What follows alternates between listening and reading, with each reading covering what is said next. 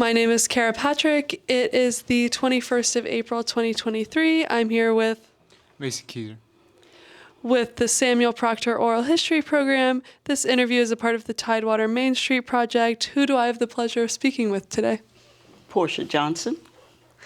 Awesome. Welcome, Portia. Thank you. Where were you born? I was born in Middlesex County, Virginia. Awesome. What were your parents' names and occupations?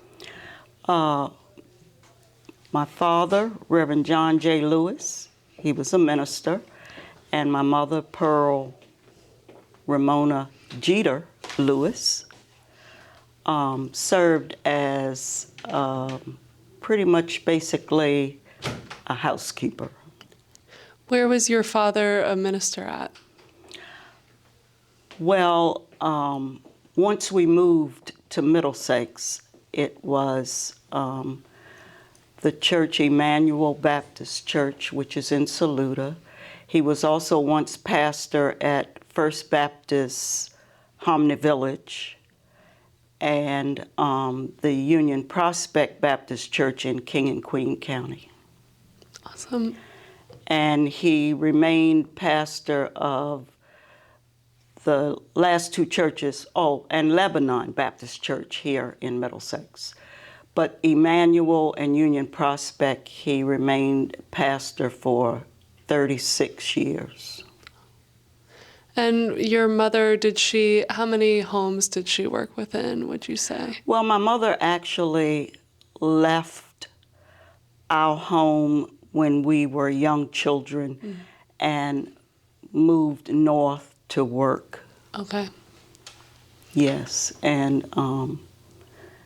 she pretty much was gone most of our childhood lives to work as a housekeeper in Pennsylvania. Okay. And our father was the one who raised us, you know. I mean, my mother was back and forth, but she worked there for many years. And our father took care of us. Yeah. Are there any memories from that time that stick out more strongly than others? Basically that we missed having our mom around, of course. And the fact that during that time, pastors didn't earn very much from churches. So my father struggled a bit with us, you know. I had an older brother and sister who were quite older than I was, who moved away from home to work. So that left three of us, a sister, a younger brother, and me, that he spent most of his time raising. And it wasn't easy because, as I said, he didn't make much money. And my mom would send money home, you know, from her work and send us different things or bought us things when she came home to visit. But she spent most of our childhood in Pennsylvania working. So, you know, that wasn't an easy way to live with our parents separated like that. Yeah. Did you have other family members in the county or in this area? Not really, no. My mom and dad moved from Caroline County, where my mom's family is, the Jeters. She was a Jeter. And they moved from Caroline County to Tappahannock, and they lived in Tappahannock for I don't know how long because I was too young to remember that. And then moved even before, I take that back, that was before I was born actually, because I was born here. So they moved here and we really didn't have any relatives here. Mm-mm.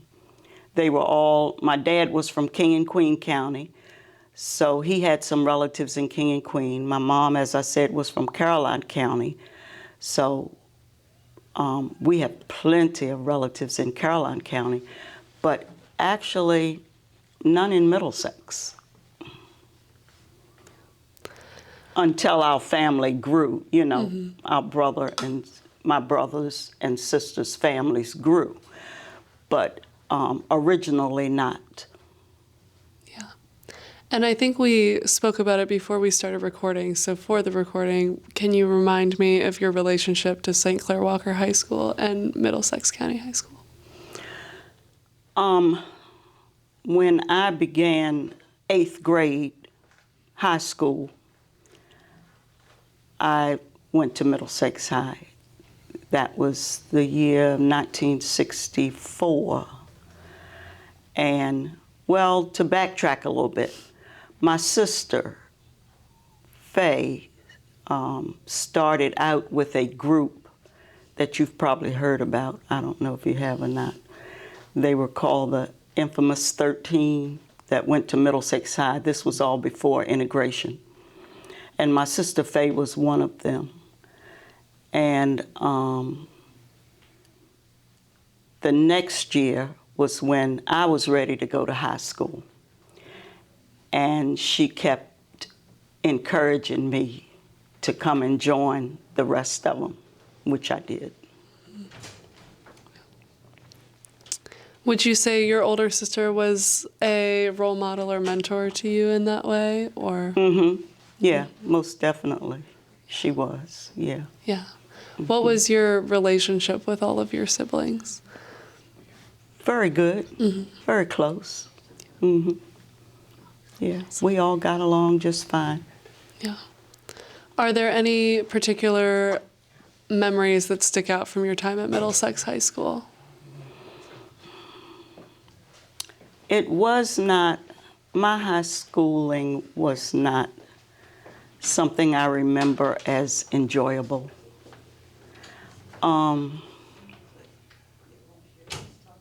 I hesitated a lot before I really decided to go.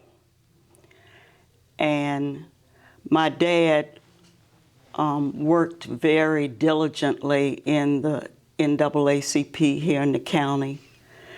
And he encouraged my sister, and my sister was a very headstrong vocal person.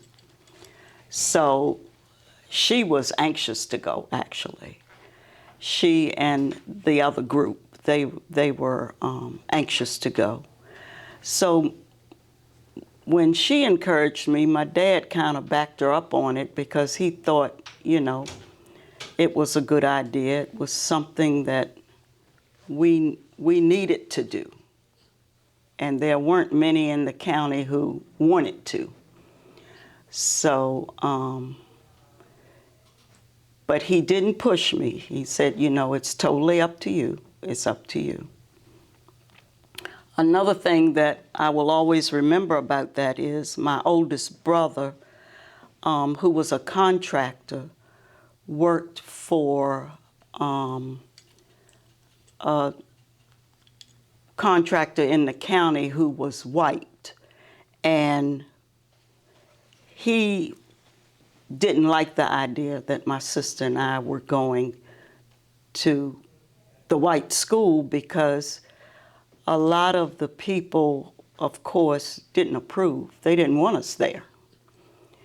And he thought because of all the backlash that the group was getting, that for one more sister to go would more than likely cause him to lose his job. And he kept asking us not to. But we went anyway. And he didn't lose his job. He didn't.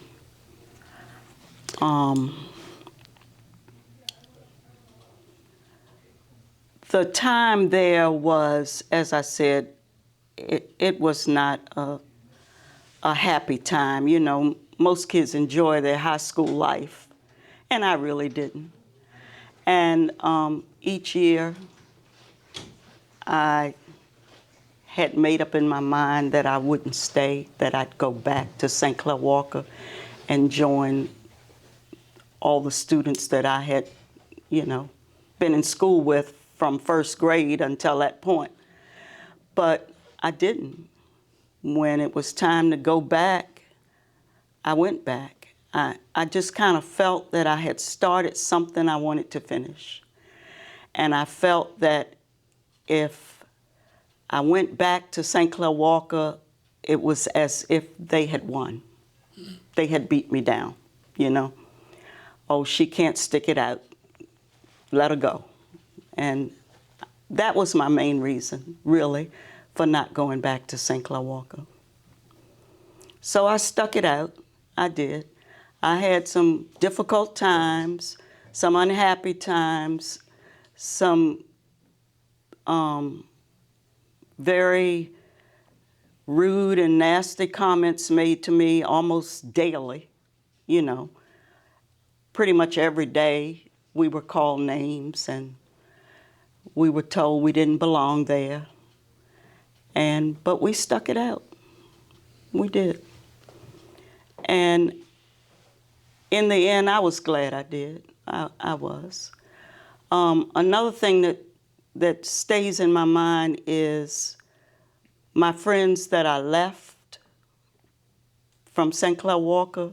A lot of them thought I was doing it to try and be better than they were or different. They really didn't see or didn't want to see the real reason we were doing it, you know, and they would say things, oh, they think they're better than us. They are at the white school, you know. And even after all these years, I know I have some of those classmates that still think that way. They really didn't understand the reasoning behind what we were doing. You know, we were trying to pave the way, and sticking it out, I thought, was one of the best ways to show them what we were doing. But I always felt that that was something that we could never really explain to them, or they just never wanted to understand it. Do you think I know you just said that you think some of them still feel that way. Do you think I do. The majority has kind of changed their perception, or what would you say? I think now, yes, most of them have. Mm-hmm. I think they realize now what we were doing and why. And but you know, during the time, we were never by those students and those friends, and they're still my friends. You know, we were never encouraged, or they never said, oh, y'all are doing a really good thing. Yeah, I don't see how you're doing that. You know, I couldn't do it. Nobody ever said that to us. And it was something we felt like, you know, would have helped if we had gotten that from our black friends. You know, look at what you're doing. But they didn't. They didn't. They felt like we were just trying to be better than they were. And, you know, that was something that didn't help at all. It didn't help at all. Was that a similar sentiment with the adults in the community? I'm not sure. I think, and the group of us that were there talked about it. I think that most of our friends, our black friends, probably heard that from the adults in the county, or their own parents. And, you know, they carried that on because of that. I really do. I think some of the parents just said, oh, I don't know why they're doing that, you know, and they picked up on it. I do believe that that was one of the reasons. How many of the group would you estimate was at Middlesex High? How many? Like how many in your grade had chosen to go to Middlesex High rather than St. Clair Walker? I was the only one in my grade. Okay. The only one. Okay. Mm-hmm. And how was that?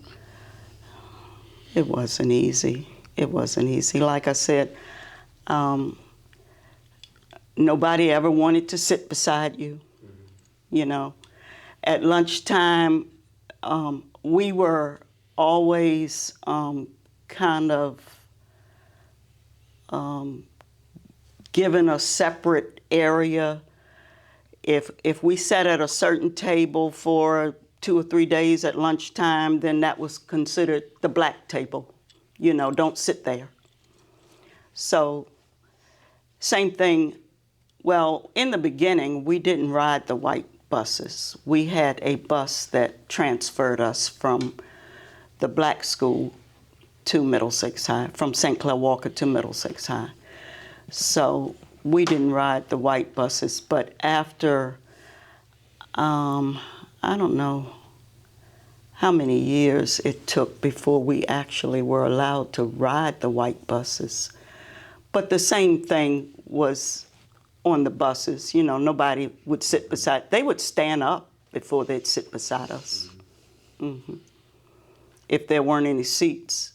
I could be on a seat by myself, and they would stand up before sitting beside me. Yeah, it was like, you know, don't sit beside them, don't go near them, don't touch them.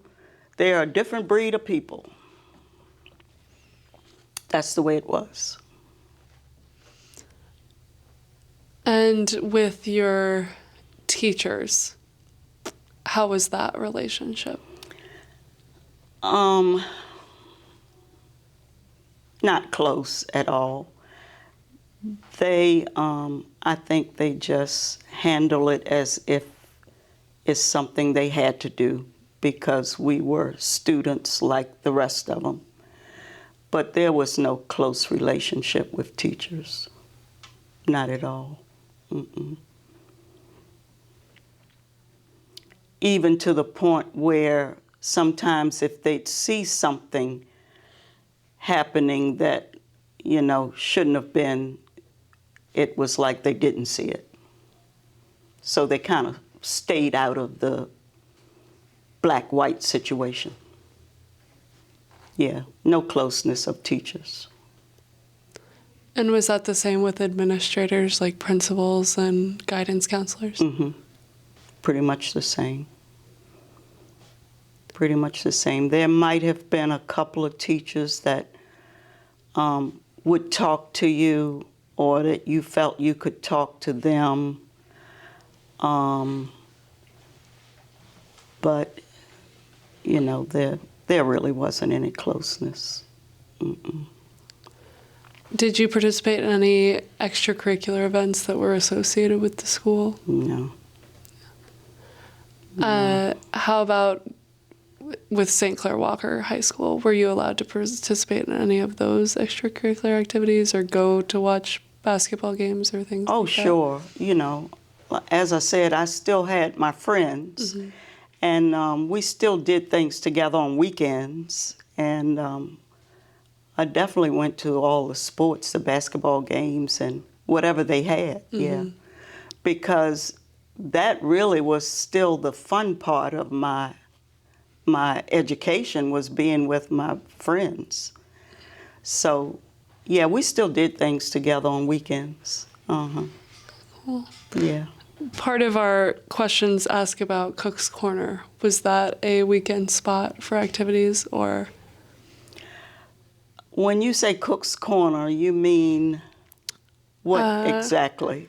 Herman's, Mr. Oh, Butler Herman Harris, Waits, yeah. and Lynn Davis's. Mm-hmm. Yeah, Yeah. there were places for blacks to go on weekends, Yeah. Friday and Saturday nights, yeah. Yeah. Would you say that was your typical weekend, or did y'all do other things? Pretty much Yeah. typical weekend. Yeah. Uh-huh. Did you have a favorite place to go? Not really. Yeah. No. Yeah. No. But back then, too, we had house parties back then. You know, that was something that we did. Somebody would have like a birthday party or just a party, you know, at their house. So that was always something to do, too. Mm-hmm.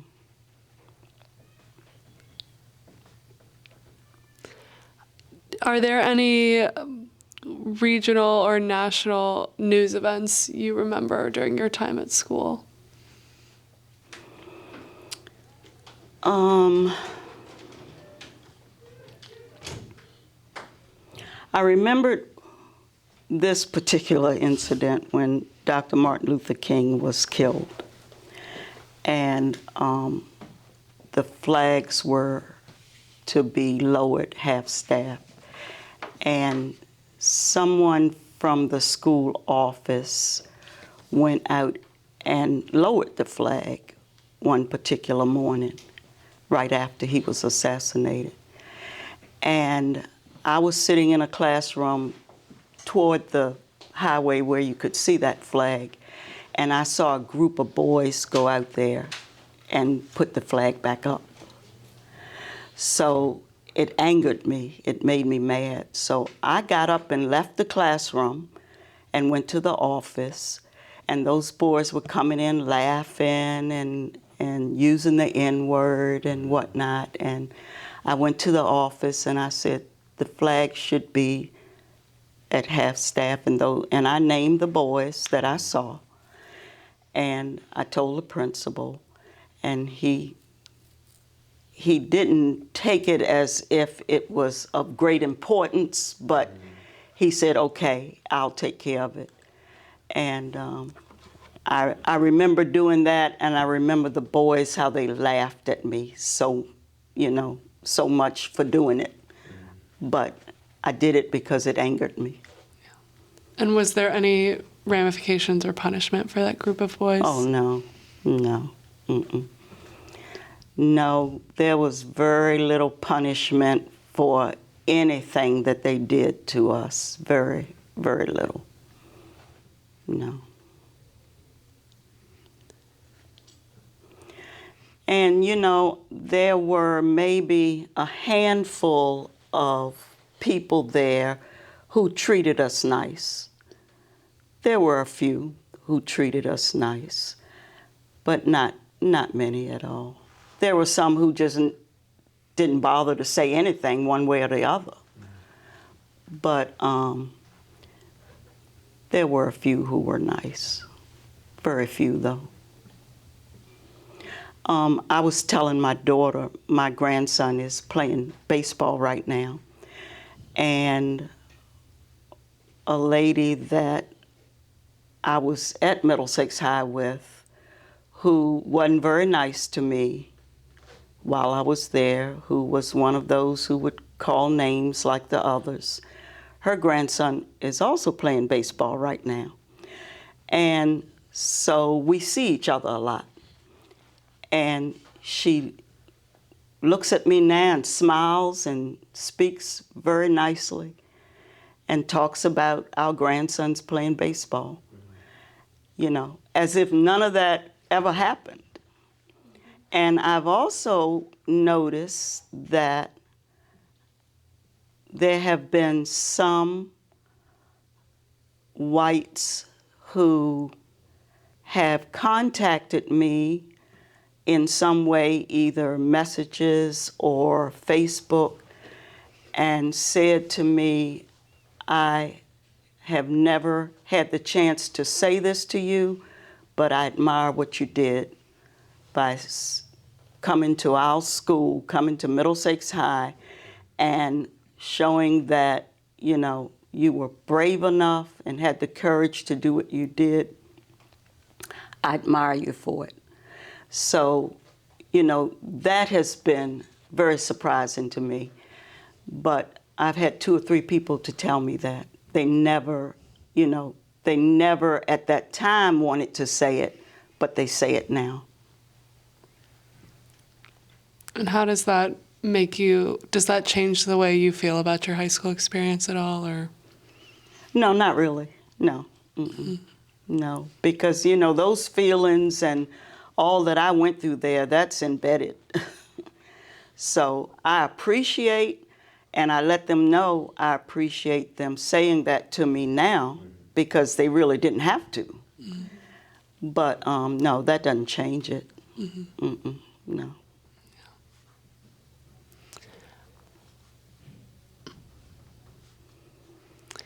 It's so interesting because,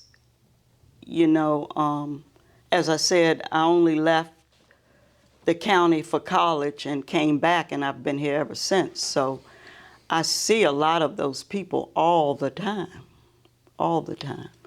And becoming a teacher and having taught here in the county the whole time, I taught students of those people who called me names. I taught their children who became my students.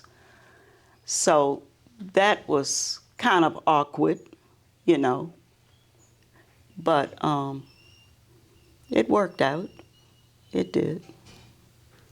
What made you want to become a teacher? I don't know. It's just something that I've always wanted since I was in elementary school. I wanted to be a teacher. Mm-hmm.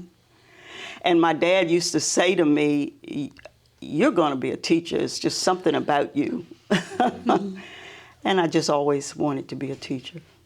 Mm-hmm. So your relationship with the community then as a whole, how would you define it now? Good. Mm-hmm. I believe it's good. And as I said, it makes me feel good to know that a lot of those white students feel differently now. Maybe it just took them becoming adults or years of seeing things happen in this country. I don't know what, but maybe it took some of those things to make them realize what exactly we were doing 50 years ago, And although it's been over 50 years, for them to treat me differently now or say the things that they've said to me makes me feel good. It does. It doesn't change what I went through, but it makes me feel good that, because they, as I said, they really didn't have to say anything to me. So I feel like I have a good relationship with people in the county. Mm-hmm. Mm-hmm. The last thing I know I wanted to ask, and then I'll pass it to Mason, who I think has some questions. I wanted to ask about your initial decision to go to Middlesex High School and kind of how you were hearing a lot of different influences from a lot of different people. How did you ultimately sort of make that decision for yourself?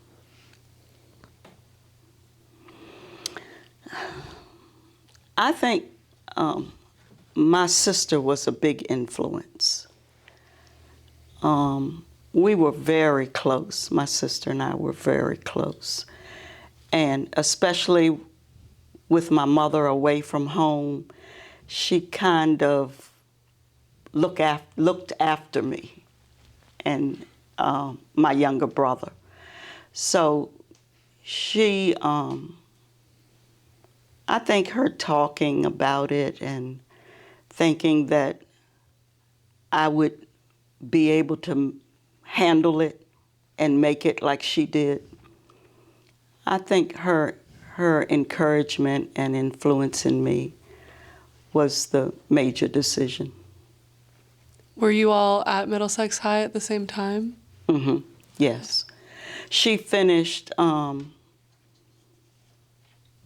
she graduated in 1965, and I was there until 1969. So it was the first year. She was only there the first year with me. Okay. When you graduated in 1969, had the schools already integrated or not No. yet? Okay, so you were the last. I was the last before the integration came. And how did you feel about integration happening? I felt good about it, and I had a lot of my friends that I had left at St. Clair Walker say things like, well, now that you've done all that time and just a few of you there by yourselves, and now that you're done, the schools are going to come together. And it would have been better for you that way. I said, yeah, it would have been better, you know. But it's done now, so I felt like we had really done a lot to pave the way. They might never saw that or didn't see that, but I think we did. In what ways do you think you paved the way that are most impactful to you now or then? That we could get an education, you know, with others other than all blacks. That, you know, we were able to go into a school where we initially were never wanted.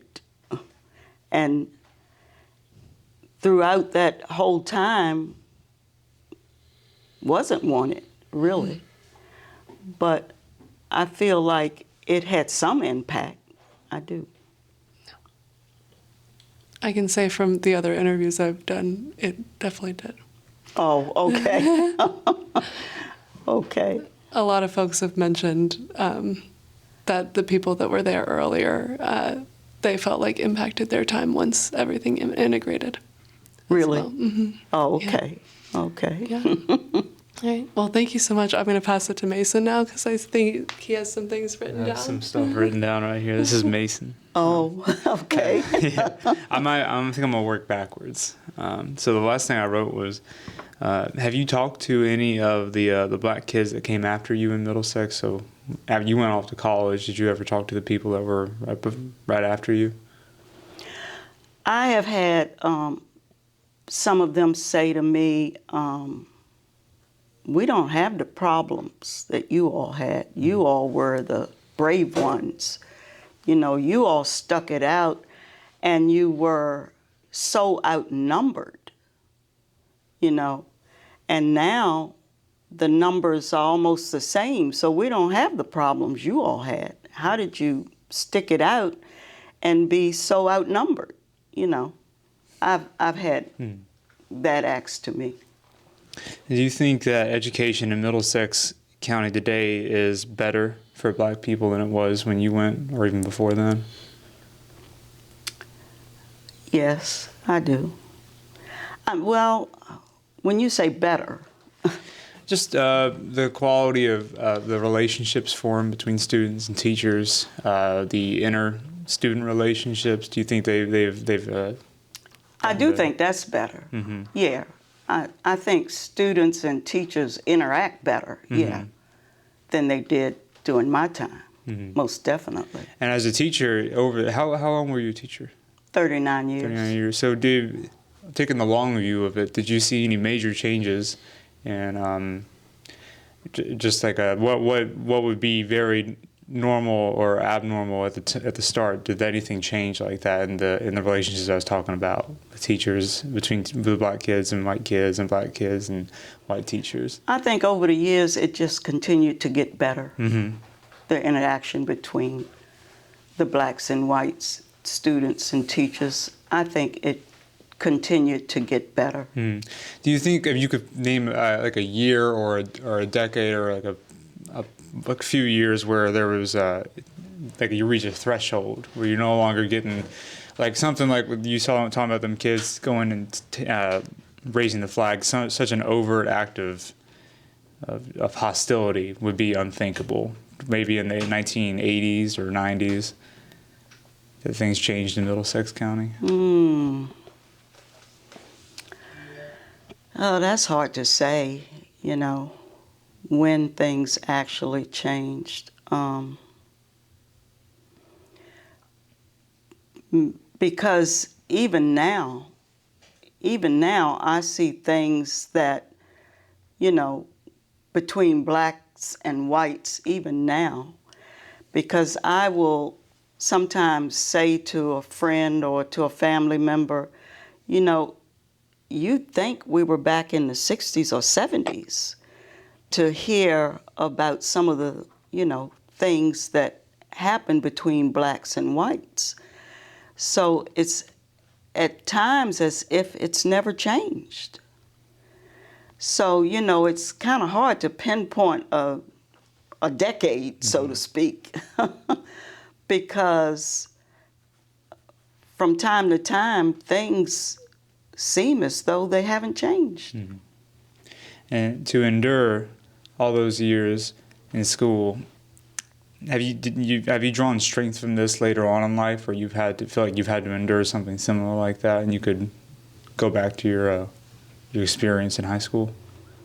I feel like I drew some strength from it because I think it gave me the courage to speak up and speak out when I felt like I wasn't being treated fairly or I wasn't being spoken to or talked to in a pleasant way or a nice way.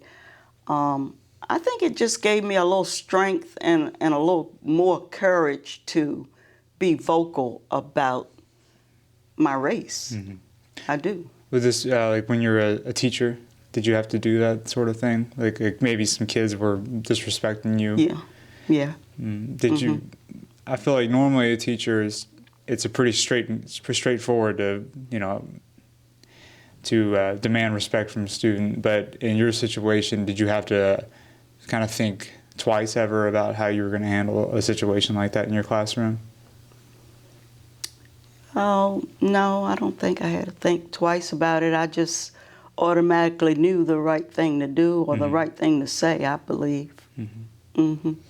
Your father, he's just a preacher his whole life, correct? Yes. Did you do? And a teacher. And a teacher. He Where did also- he teach?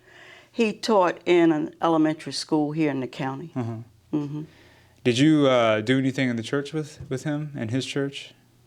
Yeah. What did you do in church? We were always in church, always. And right now, one of the churches that he pastored, which I belong to, I am the secretary clerk of right now, among other organizations.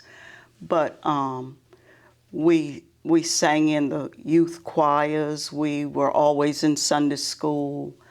We were always on programs. We were just in church all the time because of him.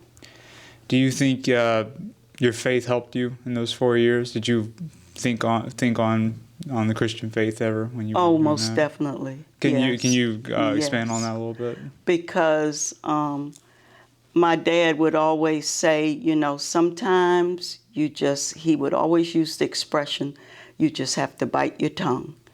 You know, sometimes you want to lash out and say things that you shouldn't. And I would say, but, you know, I was called so-and-so, or I was told this. And he would say, yes, but, you know, not always should you try to start an argument or get into trouble. Just remember who you are. Remember that you are as good as they are. And even though they make you feel bad or they make you feel less than they are, you're not. just stick to what you believe and it'll work out. Mm. Was your faith strengthened over those years? I believe so. I believe so. I believe so, yes. With your mother up in Pennsylvania, who did the cooking in your house? My dad. Really? Was he a good cook? Oh, a very good cook. Yeah? What did he make? Oh, very good cook. The first thing that comes to my mind is he used to make homemade rolls. We had homemade rolls every Sunday morning. Mm-hmm. And he cooked meals. We always had a good meal. We had, you know, good dinners, good breakfasts. He was a very good cook. Mm-hmm. What did your mother think of when you and your sister went to Middlesex High School? She thought that we were very brave to do it. She, in the beginning, didn't think we would. She said, "I don't believe you." She believed my sister Faye because she was just so headstrong about doing things. She didn't think too much of me. She said, because everybody looked at me as being quiet and timid. And she said, "Portia, I really don't think you're going to make it there. You're not going to make it. You're not like Faye." Mm-hmm. You're not. I said, "But I want to try. I want to try." So she was very proud of me staying the whole 4 years. And for the record, do you remember exactly where in Pennsylvania she worked? She worked in a small town called Wayne, Pennsylvania, and she also worked in a place called Devon. Mm-hmm. I had another question here. When she came back, she would come back down to Middlesex throughout the year. Would she ever come back to visit y'all? My mother? Yeah. Oh, yeah. Did she come back at specific times of the year? She would come probably every couple of months. Mm-hmm. Yeah. All the holidays. And all the holidays, yeah. Mm-hmm. You mentioned that y'all would go to house parties. Could you describe some of those for me? Like what the general, like what time they'd start, if they had food or drinks there, what people did to listen to stuff, or? We would have snacks. We wouldn't have real food. We would have snacks and drinks, and the main thing was the music, a lot of music and dancing. Can you tell me about the music and the dancing? Well, whatever the hit songs were at the time, or the groups. Yeah, somebody always had a good collection of records and a record player, so there was a lot of laughing and talking and dancing. Do you ever have bands come play the houses? No. No, too big or too small? Yeah. No, not that kind of party. Uh-huh. My last question is, I'm just curious, how did you get your name, Portia? My mom used to listen to a radio soap opera. Mm-hmm. And the soap opera was called Portia Faces Life. And she took my name from that. But it was a radio soap opera. I'm going to pass it back here. Yeah, this is Cara. I forgot to ask about earlier, May Day. Did you participate in May Day while you lived in Middlesex County? When I was in elementary school, yes. Mm-hmm. Uh-huh. What were and then after I became a teacher, we had May Day, but that kind of phased out after a while. Okay. Mm-hmm. How did you see it change over time from your time as a student to your time as a teacher? It became more of a field day, is what it was. When we had May Day as children, the girls would dress up, and the boys too, and we'd wrap the maypole, and we'd recite poetry, and we'd sing songs, and it was that type of thing. It was something we looked forward to. But as time went on, it became more of a field day with, races and games, and the maypole kind of just phased out. Do you have any memories of any of your former May Days that stand out to you? Not really. Yeah. No. Mm-mm. No. Have you heard about May Days? I have. Did you hear anything exciting about it? I heard that the schools used to practice so that they could try to wrap it. The different elementary schools would practice so that they could try to wrap it the fastest and then win May Day. Oh, okay. Yeah. But it was so much fun to see. Well, we would practice and practice, but it was so much fun to see the outcome after we do it, that we actually could do it and not mess up. Yeah. And everyone working together towards the common. Yeah. That was a fun time of elementary school. Mm-hmm. Mm-hmm. Awesome. Is there anything else you want to share for this interview? No, I guess not. All right. I guess not. I like Middlesex County. I raised my children here. I have 2 children. My daughter still lives here. As I said, her children attended Middlesex High. I taught both of them. My son lives in Chesterfield, so I didn't get to teach those grandchildren. But, sometimes some of the people that I went to school with who moved away, because a lot of the black students or black friends moved away once they graduated. Mm. And when they come back here, they'll say, "How do you still live here? There's nothing here. There's nothing to do." Yeah. But you get used to it. And I like it okay. It's home. It's home. It is. Mm-hmm. Yeah. Where did your most of your black friends move, would you say? New Jersey, Pennsylvania, north. Okay. Mostly. Yeah. Yeah. Mm-hmm. Awesome. Well, thank you so much for your time today. Is there anything else? Thank you. I hope I have been of some help, or that you didn't mind all of what I gave you. This was awesome. There are no wrong answers or wrong things to say in oral history. Everything is good, so we appreciate it. Thank you so much. You're quite welcome. Yeah, I'll say for the record that this is the end of the interview, and we will be all done. Can you stop the recording for us?